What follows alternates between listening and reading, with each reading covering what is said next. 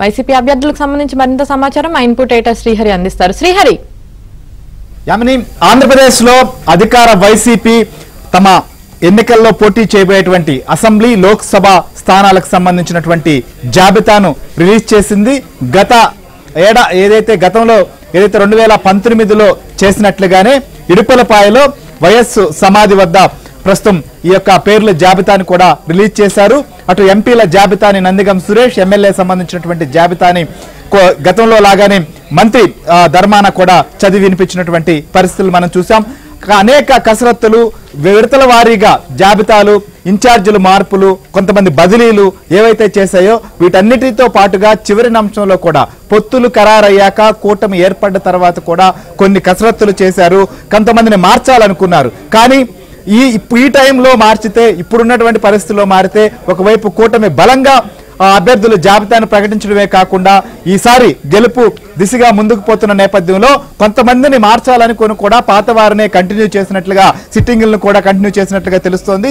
మొత్తం మీద పార్లమెంట్ స్థానాలకు సంబంధించి, లోక్సభ స్థానాలకు సంబంధించి ఎక్కువ మార్పులు కూడా జరిగాయి. గతంలో ఎన్నికల్లో పోటీ చేసిన వారు, గెలిచిన వారు ఒకసారి పరిశీలిస్తే అప్పటికి ఇప్పటికీ ఉన్నటువంటి జాబితాలో అటు శ్రీకాకుళం దగ్గర నుంచి కూడా దాదాపుగా తిరుపతి వరకు, అటు తిరుపతిలో బై ఎలక్షన్ జరిగింది, నెల్లూరు వరకు చూస్తే చాలా మార్పులు సంభవించినటువంటి పరిస్థితి మనం చూస్తున్నాం. ఇక ఎమ్మెల్యేల సంబంధించిన విషయంలో కొంతమంది పైన తీవ్ర వ్యతిరేకత, అక్కడ పార్టీ నాయకులు వారికి టికెట్లు ఇవ్వద్దన్నటువంటి కొన్ని ప్రాంతాలు, మంత్రి ప్రాతినిధ్యం వహిస్తున్నటువంటి నగరి నియోజకవర్గానికి రోజా ప్రాతినిధ్యం వహిస్తుంది. అక్కడ చూస్తే కూడా అక్కడ నిన్న కూడా నిరసనలు వ్యక్తం చేసిన పరిస్థితి, కానీ వారికి అక్కడ సీటు ఇచ్చారు. అలానే అంబటి రాంబాబు సంబంధించినటువంటి విషయంలో కూడా ఇదే కంటిన్యూ చేశారు.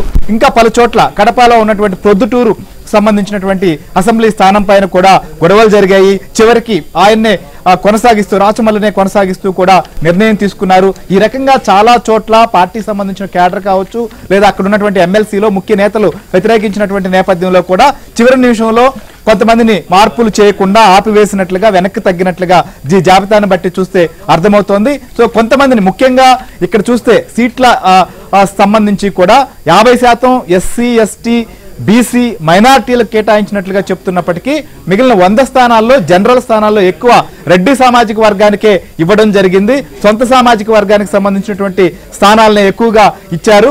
ముఖ్యంగా మార్పులు జరిగినటువంటి స్థానాలను కానీ చూస్తే అటు రిజర్వ్డ్ స్థానాల్లో ఎక్కువ బదిలీలు కావచ్చు, మార్పులు కావచ్చు, ఎస్సీ, ఎస్టీ, బీసీ సంబంధించినటువంటి స్థానాల్లోనే ఎక్కువ ఇవి చోటు చేసుకున్న పరిస్థితి. సో సామాజిక న్యాయం, ఇంకొక వైపు అందరికీ కూడా రాజ్యాధికారం అంటున్నప్పుడు ఓసీలకు సంబంధించి రెడ్డి సామాజిక వర్గం ప్రాతినిధ్యం వహిస్తున్నటువంటి చోట్ల మాత్రం తక్కువ మార్పులు చేసి మిగిలినటువంటి స్థానాల్లోనే మార్పులు జరిగినటువంటి వాటిని కూడా మనం స్పష్టంగా జాబితాలో చూడొచ్చు. కొన్ని చోట్ల ఓసీ రెడ్డి సామాజిక వర్గానికి సంబంధించి మేము ఉండలేమని చెప్పి, ఉదాహరణకి ఒంగోలు మాగుంట శ్రీనివాసరెడ్డి కావచ్చు, నెల్లూరులో వేమిరెడ్డి కావచ్చు, ఇలాంటి వారందరూ పార్టీ నుంచి వెళ్లిపోయారు. అక్కడ మాత్రమే మార్పులు చేసిన పరిస్థితి మనకు కనిపిస్తోంది. సో ఓవరాల్ గా ఈ జాబితాలో చూస్తే మాత్రం అటు భారతీయ జనతా పార్టీ, టీడీపీ, జనసేన పొత్తులు కారణంగా కూటమి ఏర్పడినటువంటి నేపథ్యంలో ఈ జాబితా సంబంధించినటువంటి విషయం పైన చివరి నిమిషంలో కూడా మార్పులు చేయాలనుకున్న వాటిని వెనక్కి తగ్గి జాబితాని ఇచ్చినట్లుగా తెలుస్తోంది. అందుకే కొంతమంది సీట్ల విషయం పైన చివరిలో అధికారంలోకి వస్తే కొంత అవకాశం కల్పిస్తామన్నారు. మొత్తానికి ఆంధ్రప్రదేశ్ లో